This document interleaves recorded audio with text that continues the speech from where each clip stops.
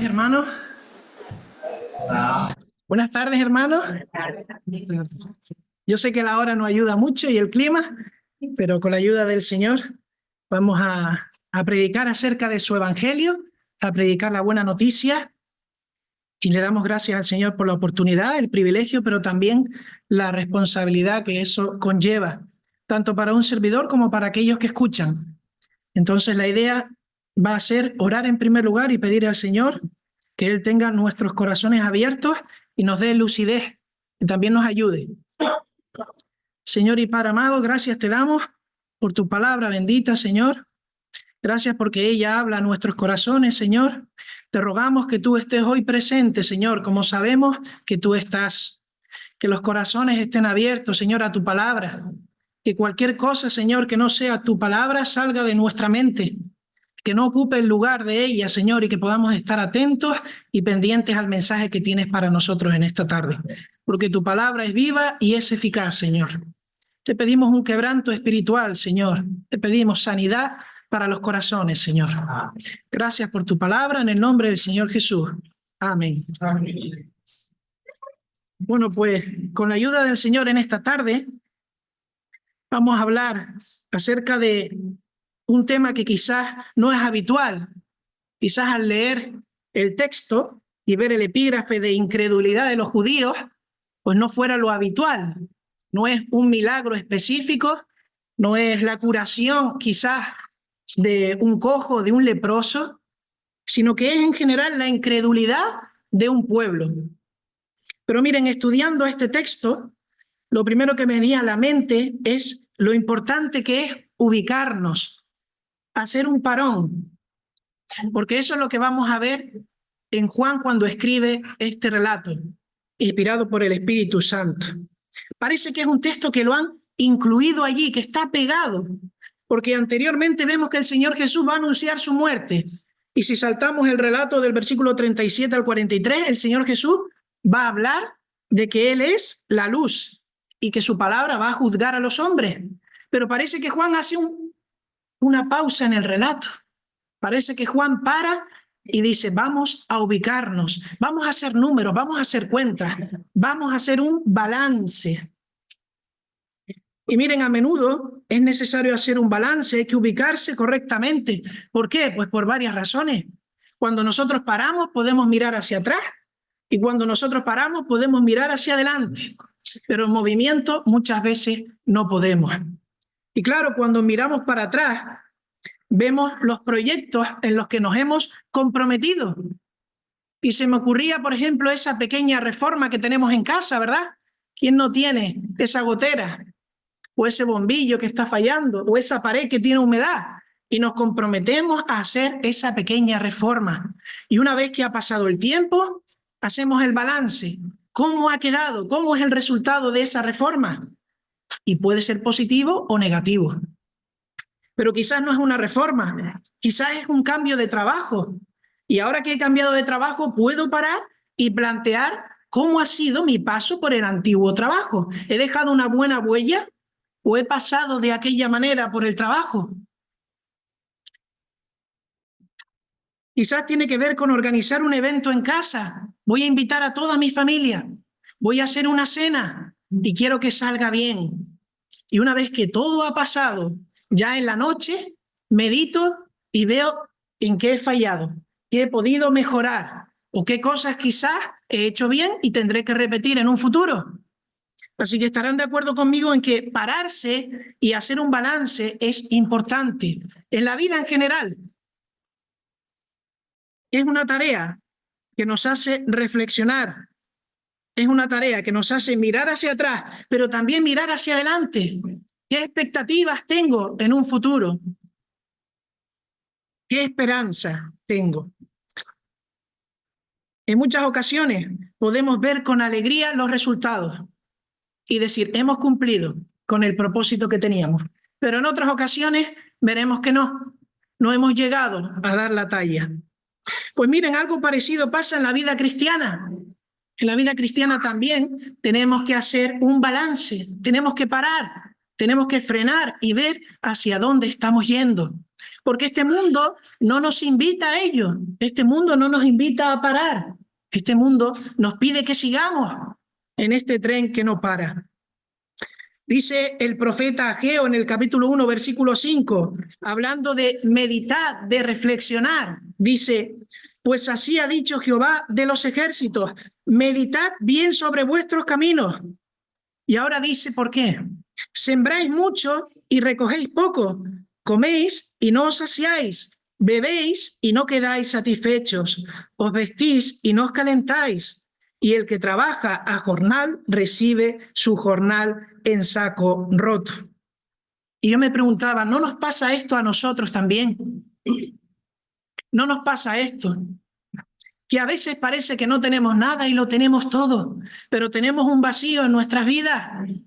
Hay algo que no se puede encontrar ahí fuera, pero no queremos aceptarlo y dejamos que pasen los días.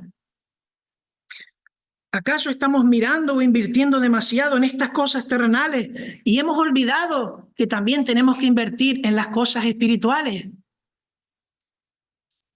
Y es que miren, antes de conocer a Cristo, no paramos a reflexionar sobre las cosas que van más allá. ¿Qué pasará con mi vida? ¿Qué pasará después de la muerte? Antes de conocer a Cristo, no paramos a pensar en estas cosas. Aquellas que de verdad importan, que es lo curioso, aquellas que son trascendentales. Pero quizás un día como hoy, en esta tarde, nos tengamos que parar y tengamos que escuchar el Evangelio, la buena noticia. Tendremos que hacer un alto en el camino, tendremos que hacer un balance. Y esa es la idea en esta tarde, con la ayuda del Señor. Vamos a ver si decidimos amar a Dios o decidimos amar las cosas de este mundo, la gloria de los hombres. Así que el título de este estudio sería, de este pensamiento, el brillo de este mundo se opaca ante Jesús. El brillo de este mundo se opaca ante Jesús. Algo parecido, y volvemos al texto, se nos relata en el Evangelio de Juan, capítulo 12, los versículos que hemos leído del 37 al 43. Pues miren, hace 2000 años el Señor Jesús terminaba, dicen los comentaristas, en este momento con su ministerio público. Es decir, que él ya se iba a retirar. Y si leemos el versículo anterior, fíjense el versículo 36, a la mitad dice, estas cosas habló Jesús y se fue y se ocultó de ellos. Así que el Señor ya se había ocultado de las grandes multitudes y ahora iba a hablar lo que quedaba de tiempo a sus discípulos. A partir de ese momento se iba a dirigir concretamente a aquellos que le seguían. Posteriormente sería prendido, pero en ese momento el Señor terminaba su ministerio público. Así que parece que Juan hace un balance, como decíamos al principio. Él separa, el Señor Jesús ya ha hablado, el Señor Jesús ha obrado, el Señor Jesús ha dicho, pero también ha presentado milagros que confirman que Él es Hijo de Dios y Él es Dios. ¿Qué habrá pasado con ese pueblo que ha tenido el privilegio de ver esos milagros, de escucharlos?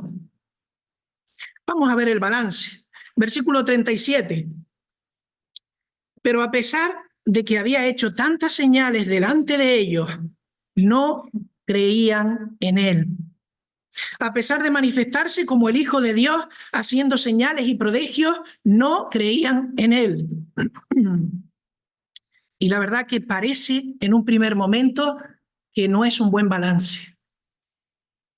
Y sorprende incluso que el Hijo de Dios haya venido a esta tierra y no haya conseguido que muchas personas le siguieran.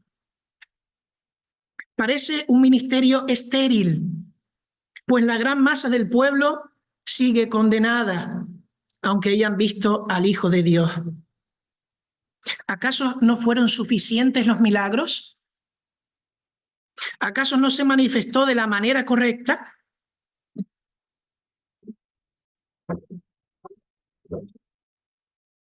Pues miren una cosa, los judíos no creyeron en el Señor Jesús como Mesías porque buscaban un rey terrenal, un rey que los liberase del imperio romano. No buscaban a un siervo de Dios que venía diciendo que todos debían arrepentirse. Ese no era el Mesías que ellos buscaban, no era victorioso, era demasiado humilde. ¿Cómo iba a morir ese Mesías? Si nos vamos al capítulo anterior, los versículos a partir del 30, donde el Señor anuncia su muerte justo antes. Dice el versículo 30 del capítulo 12, perdón, el mismo capítulo 12, versículo 30. Respondió Jesús y dijo: no ha venido esta voz por causa mía, sino por causa de vosotros. Ahora es el juicio de este mundo. Ahora el príncipe de este mundo será echado fuera. Y yo, si fuere levantado de la tierra, a todos atraeré a mí mismo. Y decía esto dando a entender de qué muerte iba a morir. Le respondió la gente: nosotros hemos oído de la ley que el Cristo permanece para siempre. ¿Cómo es posible? El Cristo permanece para siempre. ¿Cómo pues dices tú que es necesario que el Hijo del Hombre sea levantado? ¿Quién es este Hijo del Hombre? No cuadra este Hijo del Hombre con lo que yo estoy esperando, porque Él permanece para siempre. ¿Por qué debe morir? ¿Por qué tiene que morir? No me identifico con este rey que estoy esperando. Pero miren, Juan también ahora nos va a hablar a través del profeta Isaías y de alguna manera nos va a decir: esto no es sorpresa para el pueblo de Israel, porque en la antigüedad también pasaba. También había ocurrido un pueblo difícil, duro de corazón, que oía a los profetas, pero no los escuchaba, no les hacía caso.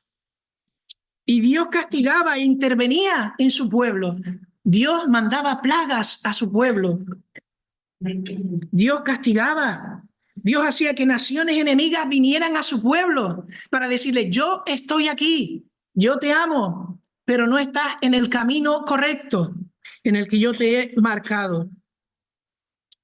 El Creador sigue pendiente de su creación. Así que va a citar dos textos de Isaías. En Juan capítulo 15, versículo 22 dice: si yo no hubiera venido ni les hubiera hablado, no tendrían pecado, pero ahora no tienen excusa por su pecado. El que me aborrece a mí, también a mi Padre aborrece. Si yo no hubiese hecho entre ellos obras que ninguno otro ha hecho, no tendrían pecado. Pero ahora han visto y han aborrecido a mí y a mi Padre. Pero esto es para que se cumpla la palabra que está escrita en su ley.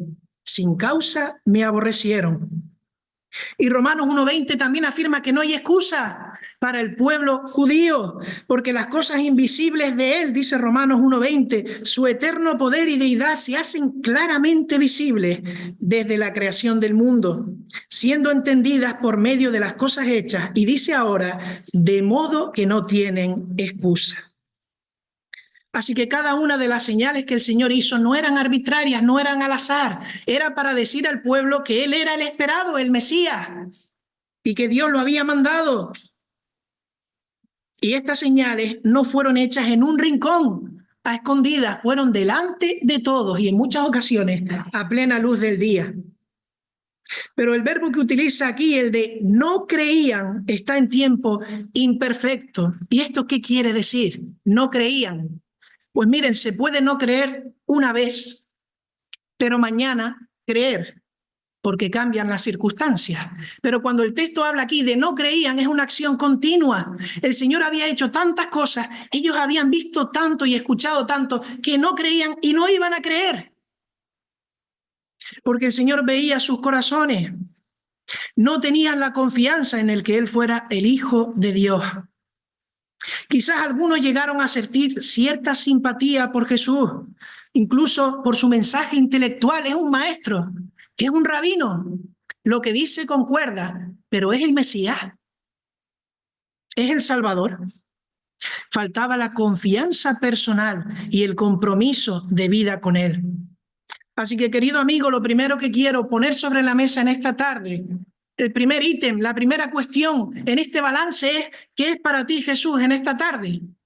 Porque Jesús puede ser una persona por la que siento simpatía, una persona por la que puedo decir estoy de acuerdo con sus enseñanzas, pero si solo queda en eso, te está ocurriendo lo mismo que a la mayoría de los judíos. El Señor Jesús también dice el texto, como veremos ahora, fue visto por otros de otra manera, es decir, creyeron en él. No fueron muchos, pero creyeron en él.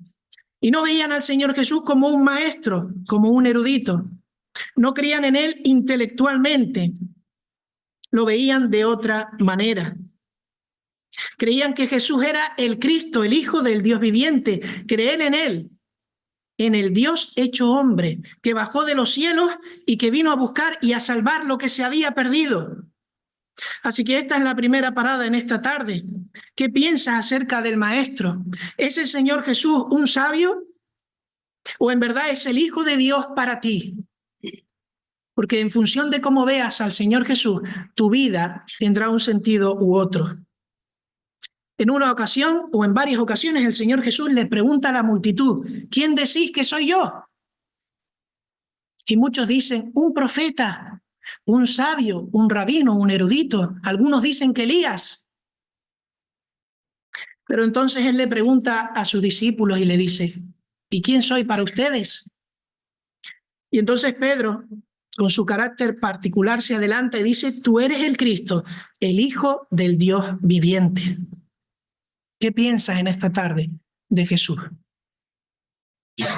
Pero miren, al igual que en aquel momento, también hoy en día tenemos el mismo problema. Hay una falta de voluntad constante, progresiva, diaria, de aceptar al Señor Jesús, de saber algo del Señor Jesús. Porque cuando hablamos a alguien, el rechazo es lo primero. Todavía no han escuchado, no quiero saber nada del Señor Jesús. Y se necesita una fe genuina y viva. Esas señales que con tanta claridad dan testimonio del carácter elevado del Señor Jesús, parece que no fueron suficientes. No se tomaron en cuenta todas esas señales. Y miren, vemos a lo largo de la historia que en general Israel fue endureciéndose espiritualmente más y más y más hasta nuestros días. Así que es una realidad.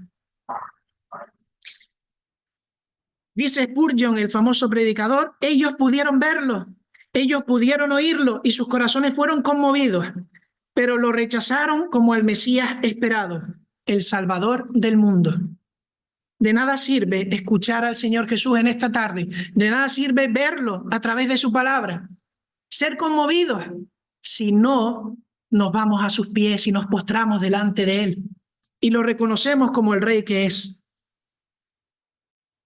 Algunos dicen en nuestros días, si veo un milagro, creeré en Él. Solo dame un milagro.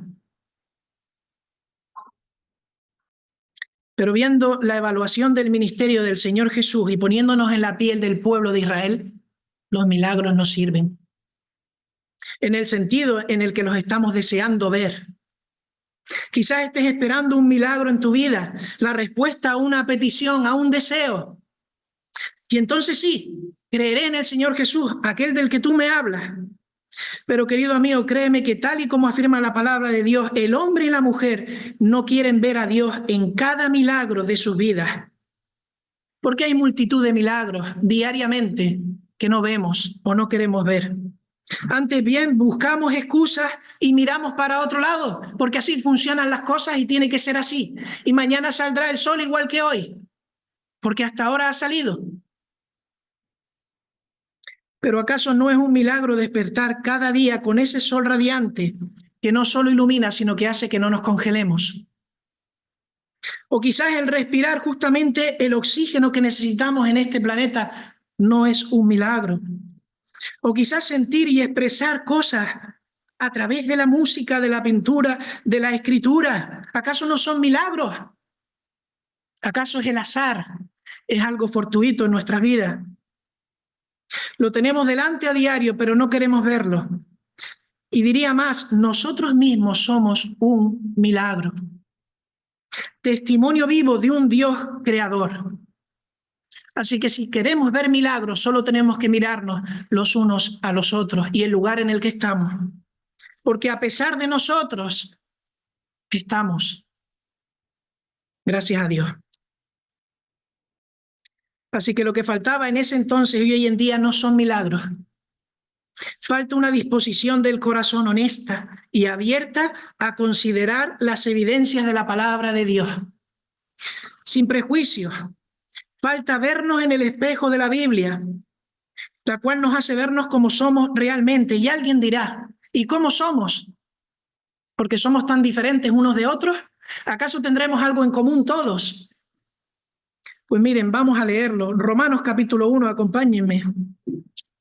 Versículos 28 al 32.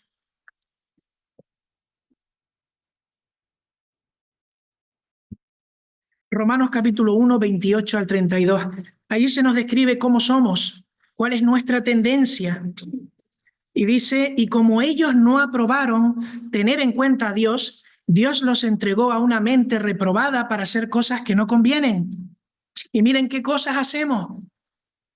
Estando atestados de toda injusticia, fornicación, perversidad, avaricia, maldad, llenos de envidia, homicidios, contiendas, engaños y malignidades, murmuradores, detractores, aborrecedores de Dios, injuriosos, soberbios, altivos, inventores de males, desobedientes a los padres, necios, desleales, sin afecto natural, implacables, sin misericordia.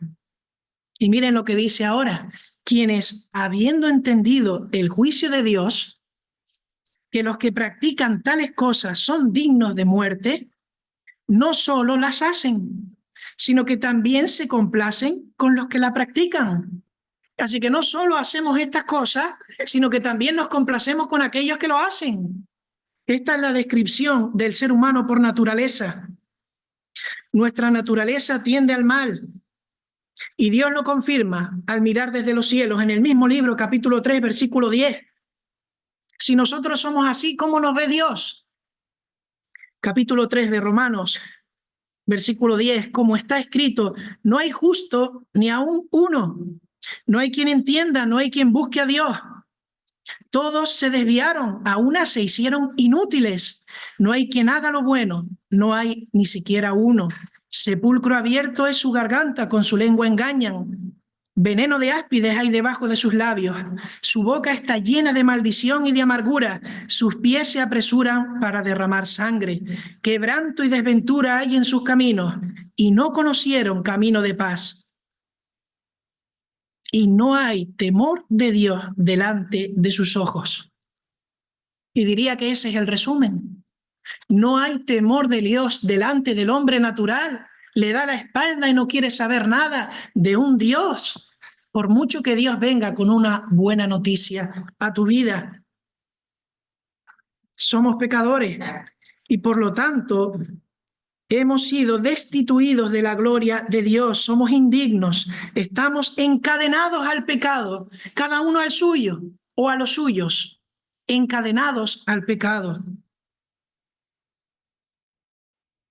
¿Cómo podremos ser libres de nosotros mismos? ¿Cómo podremos ser libres? Volvemos a nuestro texto. Vamos a Juan capítulo 12, versículos 38 al 41. Vamos a agrupar estos versículos, 38 al 41. Para que se cumpliese la palabra del profeta Isaías que dijo, Señor, ¿quién ha creído a nuestro anuncio? ¿Y a quién se ha revelado el brazo del Señor? Por esto no podían creer, porque también dijo Isaías, cegó los ojos de ellos y endureció su corazón, para que no vean con los ojos y entiendan con el corazón y se conviertan y yo los sane. Isaías dijo esto cuando vio su gloria y habló acerca de él. Así que ya estaba profetizado en el Antiguo Testamento. Parece que el balance de Juan, como hemos dicho, es negativo, porque después del ministerio del Señor Jesús vemos un rechazo general. Y alguien podría decir, ¿pero Dios ha fracasado? Y la respuesta es no. Dios no ha fracasado en su plan de salvación. Y Dios ha aprovechado el rechazo del pueblo judío para abrir las puertas al reino a los gentiles.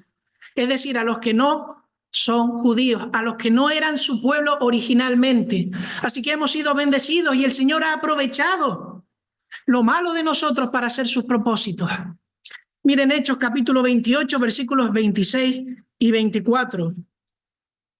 Hechos capítulo 28, versículos 26 al 28.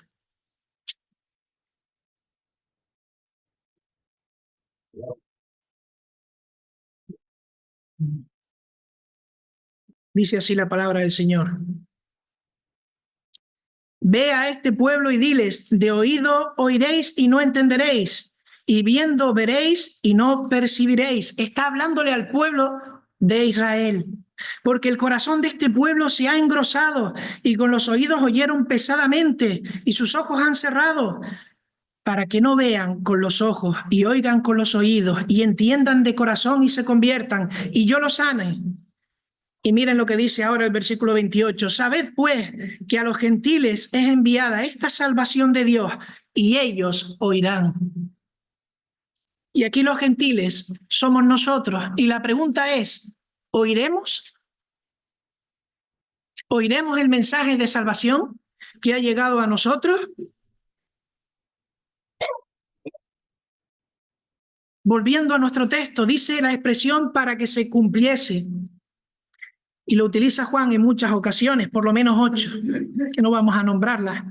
Pero se explica con esto que ya estaba anticipado, que el plan de Dios no ha sido un plan arbitrario, que ha surgido algo que no he controlado y he tenido que hacer algo inesperado para conseguir el objetivo. Dios ya sabía lo que iba a ocurrir y ya había hecho un plan perfecto para que se cumpliese.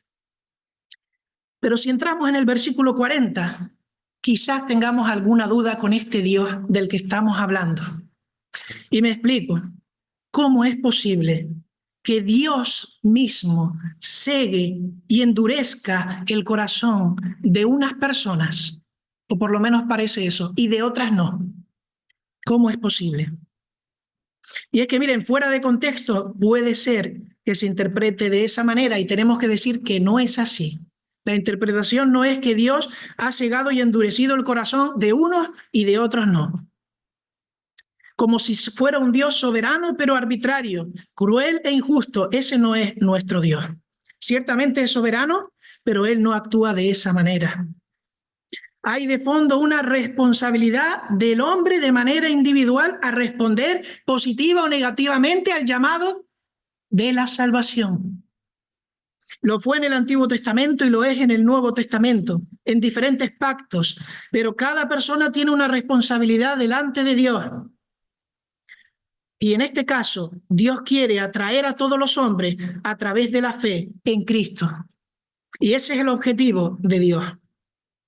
Así que antes de cegar los ojos y endurecer el corazón, ellos mismos ya lo habían hecho. Ellos mismos ya habían elegido.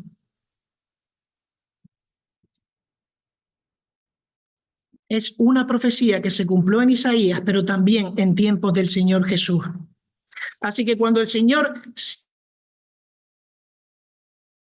ciega, ya es el paso final. Ya se ha llamado al corazón en multitud de ocasiones y de formas, pero el corazón es duro y el Señor, que sabe todas las cosas, pasadas, presentes y futuras, ya determina juicio para esas personas.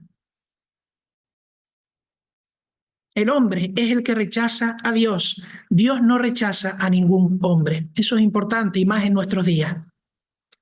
Es lo que se denomina una sentencia de ceguera judicial. Romanos capítulo 1, versículo 2. ¿Tenemos algún ejemplo?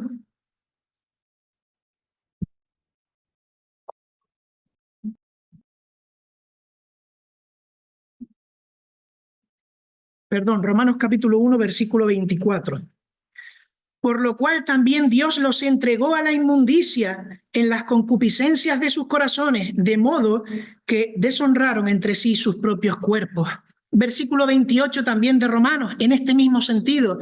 Y como ellos no aprobaron tener en cuenta a Dios, y fíjense en esta primera parte que es importante, como ellos primeramente no aprobaron tener en cuenta a Dios, Dios los entregó a una mente reprobada para hacer cosas que no convienen. Es en este sentido, por decirlo de una manera más actual a nuestro tiempo, podemos decir que la incredulidad que mostraron los judíos es parte del plan de Dios, pues Él lo sabía, no lo que Él buscaba.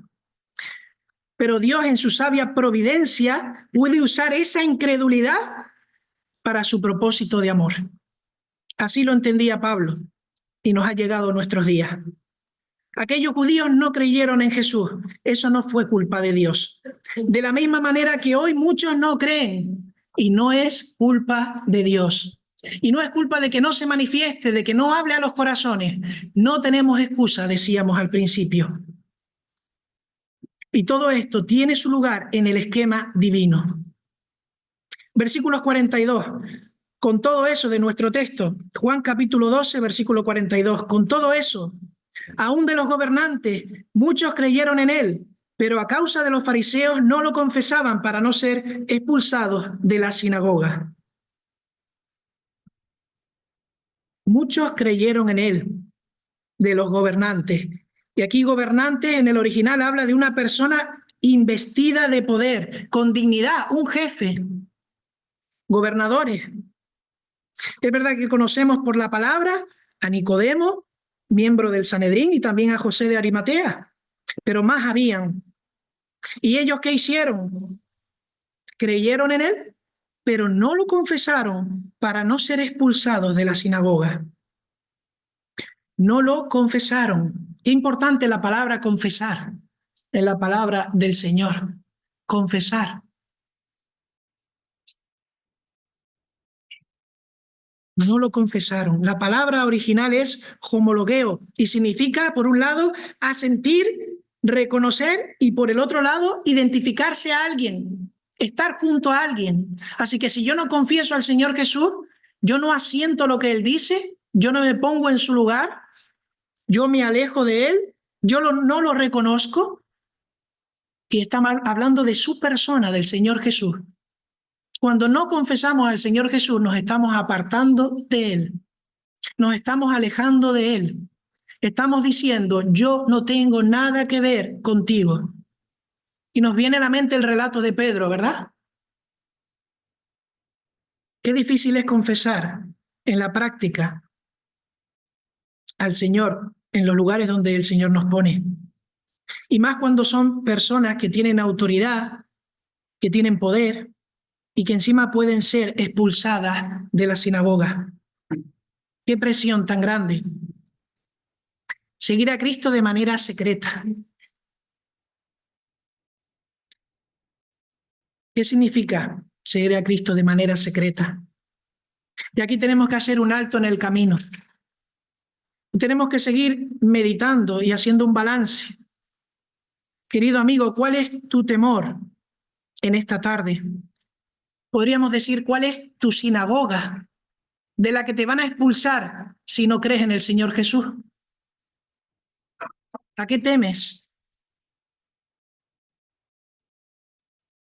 Con demasiada frecuencia la fe se ha frenado por el temor de la reacción de los demás. En este caso, ser expulsados de la sinagoga. Y es verdad que ser expulsado de la sinagoga era algo terrible en aquellos tiempos, pues la vida se centraba en ella y era a través de una excomunión total. Y quedabas al margen, ya no eras nadie, eras indigno. Quedar al margen de toda la sociedad y ser rechazado. ¿Qué precio tan grande por aceptar a Cristo? Por confesar a Cristo. Pero miren, Juan capítulo 15, versículo 18 dice, si el mundo os aborrece, dice el Señor, si el mundo os aborrece, sabed que a mí me ha aborrecido antes que a vosotros. Si fuerais del mundo, el mundo amaría lo suyo, pero porque no sois del mundo, antes yo os elegí del mundo, por eso el mundo os aborrece. Es la causa lógica de creer en el Señor Jesús. Cuidado, decía algún comentarista, si el mundo nos ama, nos quiere, nos abraza, porque igual estamos haciendo algo mal. Igual no le estamos confesando como debiéramos. Juan capítulo 16, versículos 1 al 4. Estas cosas os he hablado para que no tengáis tropiezos. Os expulsarán de las sinagogas. Y aún viene la hora cuando cualquiera que os mate pensará que rinde servicio a Dios. Y harán esto porque no conocen al Padre ni a mí. Mas os he dicho estas cosas para que cuando llegue la hora os acordéis de que ya os lo había dicho. Esto no os lo dije al principio porque yo estaba con vosotros. Así que el Señor ha dejado esto para nosotros también hoy. ¿Cuál es la sinagoga de la que tienes miedo que te expulsen? ¿Tu familia, que no te va a ver con los mismos ojos? Porque ya eres una persona rara, con otros valores, otros principios, que habla de una vida eterna, o de Jesucristo, un hombre que murió hace 2000 años. Quizás es tu trabajo, y más hoy en día porque éticamente hay dificultades para hablar del Señor Jesús, porque todo el mundo se ofende, y más cuando hablamos de pecado y de la necesidad de un cambio de vida radical, para que no sean expulsados de la sinagoga. Esto es lo que les impedía hablar. Y siguiendo el comentarista Spurgeon, dice, esto es una enfermedad que funcionaba antiguamente y ahora también, o sigue viva esta enfermedad. Hay muchos que conocen la verdad, pero sin embargo se mantienen muy tranquilos, se mantienen en una posición muy cómoda, les gusta pasar desapercibidos, no pueden soportar que parezcan estar separados de sus semejantes, que lo señalen con el dedo. Tengamos cuidado con esto. ¿Acaso no compartimos nuestra convicción? Queríamos pensar que estos hombres eran creyentes, aquellos que tenían en su corazón la certeza de que el Señor Jesús era Hijo de Dios, pero no lo confesaban.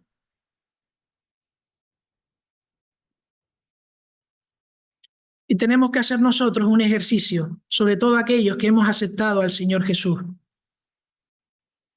¿Cómo manifestamos al mundo que Dios nos ha cambiado? Si es que lo hacemos. Amar más la gloria del mundo, dice el verso 43. Y es la clave que llamaba mi atención, versículo 43. Y nos dice por qué. Estas personas que estaban calladas, estas personas que no hablaban, amaban más la gloria de los hombres que la gloria de Dios.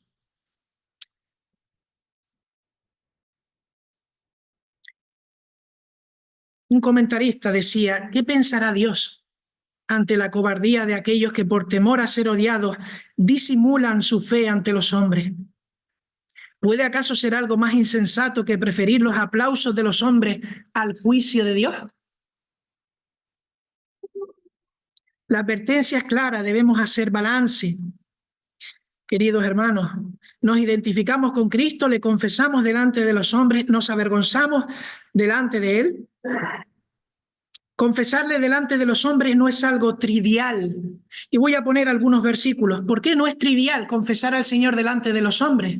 Por lo siguiente, Romanos 10, 9 y 10. Si confesares con tu boca que Jesús es el Señor y creyeres en tu corazón que Dios le levantó de los muertos, serás salvo. Porque con el corazón se cree para justicia, pero con la boca se confiesa para salvación.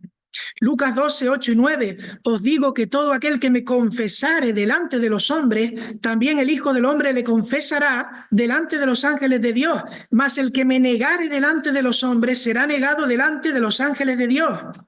Primera de Juan 2:23, todo aquel que niega al Hijo tampoco tiene al Padre. El que confiesa al Hijo tiene también al Padre. Y en el mismo libro, capítulo 4, versículo 15, todo aquel que confiese que Jesús es el Hijo de Dios, Dios permanece en él y él en Dios. Y terminamos con una exhortación a creer en Jesús, el enviado por el Padre. Si siguiéramos leyendo los versículos 44 al 50, veríamos que el Señor Jesús clama y dice, el que cree en mí no cree en mí, sino en el que me envió. Y el que me ve, ve al que me envió. De alguna manera está diciendo el Señor Jesús, ¿acaso no me veis que soy yo? Él ya se iba a retirar con lo suyo. Así que es un clamor. Ya he hecho todo lo que tenía que hacer, que el Padre me ha encomendado. ¿Acaso no veis que soy yo? Que si me estáis viendo a mí, ¿veis a Dios? El invisible se ha hecho visible en Cristo. Así que hace una exhortación a creer en Él, pues Él es Dios.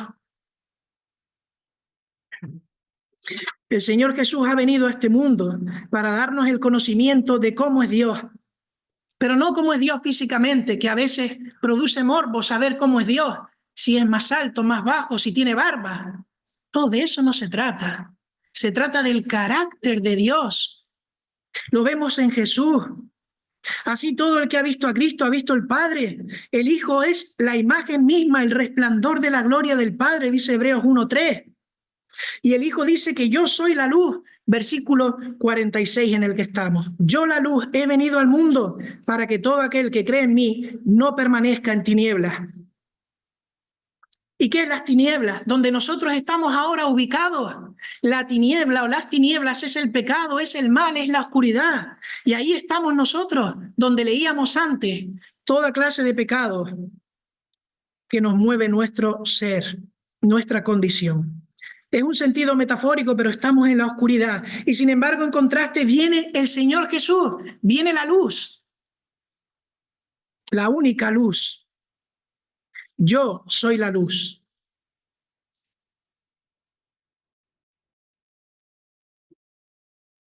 Dice el versículo 47, al que oye mis palabras y no las guarda, yo no le juzgo porque no he venido a juzgar al mundo, sino a salvar al mundo. Y alguno podría frotarse las manos.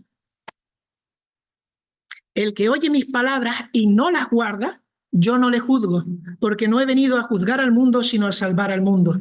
Pero aquí hay que decir que el Señor Jesús en su primera venida vino para salvar al mundo, no vino a condenar. El propósito era no venir para ser servido, sino para servir y dar su vida en rescate por muchos. Pero el Señor Jesús volverá.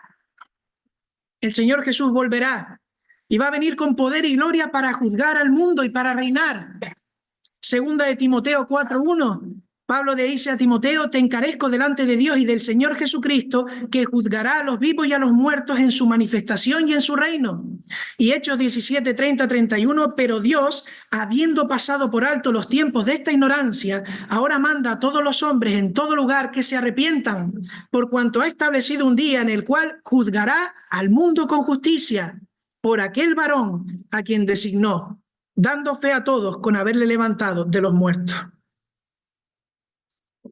En el verso 48 dice el Señor, el que me rechaza y no recibe mis palabras, tiene quien le juzgue la palabra que he hablado. Ella le juzgará en el día postrero. Así que, para terminar en esta tarde, el evangelio que estás escuchando, la palabra de Dios, es la que te va a juzgar. Y en aquel día de juicio estará abierta. En aquel día de juicio, la palabra de Dios va a estar y este mensaje va a resonar, pero quizás va a ser tarde, porque ahora es tiempo de salvación. El evangelio que niegas hoy te juzgará mañana.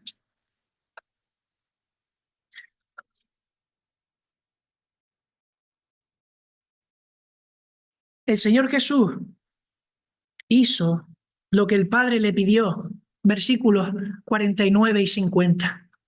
Cumplió el mandamiento que el Padre le dijo que cumpliera. Trajo la palabra de Dios. Trajo la palabra de Dios.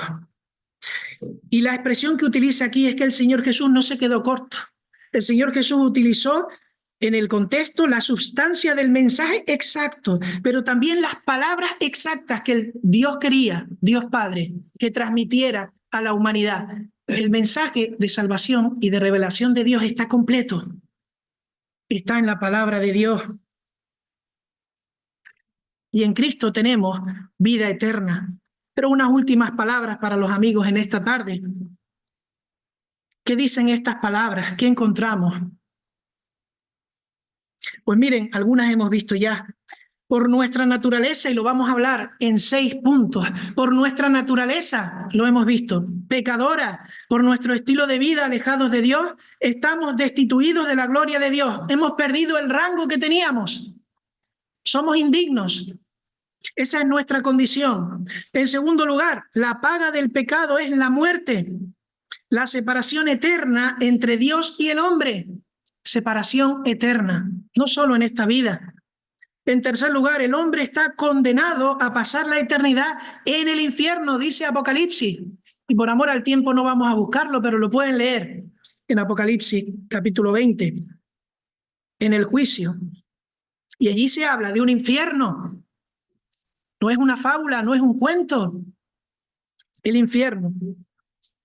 El hombre está condenado a pasar a la eternidad en el infierno. Pero miren, en su misericordia, Dios ha enviado a su Hijo, a Jesucristo, a morir cubriendo la deuda que el hombre no podía pagar.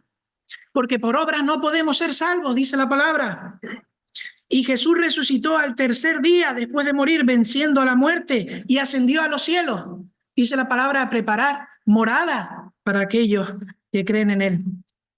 Y finalmente, todo aquel que cree en el Hijo tiene vida eterna y no vendrá a condenación. Así que finalmente hacemos una última parada. Tenemos la posibilidad en este balance que hemos hecho, en este mirar hacia atrás, en este mirar el presente y mirar hacia el futuro. Tenemos la oportunidad de no escatimar, así como el Señor no escatimó, lo dio todo por nosotros. Y podemos elegir qué hacer a partir de hoy. Jesucristo dio todo, Dios dio todo. Porque Dios envió a su Hijo, pero su Hijo vino voluntariamente. Nadie le quita la vida, Él la pone para volverla a tomar. Y resucitó y está a la diestra del Padre. ¿Qué diremos nosotros a este mensaje en esta tarde? ¿Qué parte te toca a ti y qué parte me toca a mí? La salvación es un regalo. No tienes que hacer nada, porque nada tienes que Dios quiera recibir de ti, pues nada somos. Sabiendo que fuimos rescatados de nuestra manera de vivir, lo que habíamos leído antes, y sabiendo que nada podemos hacer por nosotros mismos, por gracia sois salvos por medio de la fe, esto no de vosotros, pues es un regalo de Dios, no por obras para que nadie se gloríe. Y nos dice la palabra que Jesús, que es la luz, a Él debemos confesarle nuestro pecado en nuestra oscuridad. No tengas miedo, el Señor quiere recibirte como eres. No tenemos que ponernos una careta y decirle al Señor que somos otra cosa. El Señor nos conoce mejor que nosotros a nosotros mismos. Si confesamos nuestros pecados, Él es fiel y justo para perdonar nuestros pecados y limpiarnos de toda maldad. Dice Juan 1:12, a todos los que le recibieron, a los que creen en su nombre, les dio potestad de ser hechos hijos de Dios. El que cree en mí tiene vida eterna. Así que tienes que depositar tu confianza, tu fe en el Señor Jesucristo. Él es la única luz en la oscuridad en la que estás viviendo, aquella que puede sacarte, el único camino. Querido amigo, hoy toca hacer un balance, en verdad, de tu vida. Y tendrás que pensar si pesa más la gloria de los hombres, como nos decía el versículo, o la gloria de Dios. ¿Qué pesa más en tu vida? ¿Seguir la corriente o seguir a Dios, aceptando la invitación de Jesús a seguirle y a servirle? Para terminar, decirte que Dios te ama, decirte que verdaderamente Él quiere recibir tu pecado, Él quiere limpiarte en esta tarde. Nadie te hace esa oferta en este mundo. Y encima Él recoge esa carga. Echa tu carga sobre Él. No tienes que pretender ser otra persona que no eres. Solo ven y descansa en Él. Y Él te sanará, te justificará y te santificará, perdonando todos tus pecados. Esos pecados que son como heridas que no paran de sangrar, como una enfermedad que no cesa. Ven a Él en arrepentimiento y serás limpio. Y miren, un llamado personal que hace el Señor requiere una respuesta personal.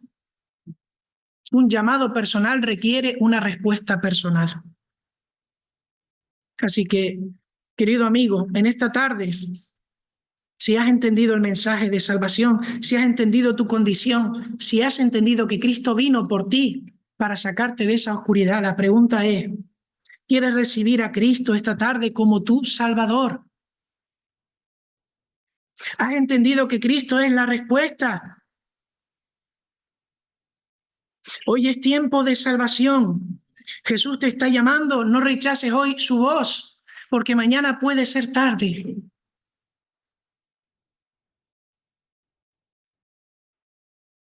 Vamos a orar. Señor y Padre amado, gracias porque eres paciente con nosotros, Señor. Gracias porque tu voz resuena, Padre. Gracias porque en verdad tu palabra, Señor, llega a todos los rincones del mundo, Padre. Y nadie podrá tener excusa delante de ti en aquel día. Te rogamos por las almas aquí que aún no te conocen, Señor, que vayan a tus pies, Padre, que se rindan a ti, Señor, que dejen de luchar, porque hay que descansar y venir a ti, Padre. Y tú nos recibes como un Padre de amor. Ayúdanos, Señor, a entender el Evangelio, a ser siervos tuyos, Señor. Gracias por ese amor y por tu misericordia. En el nombre del Señor Jesús. Amén. Amén.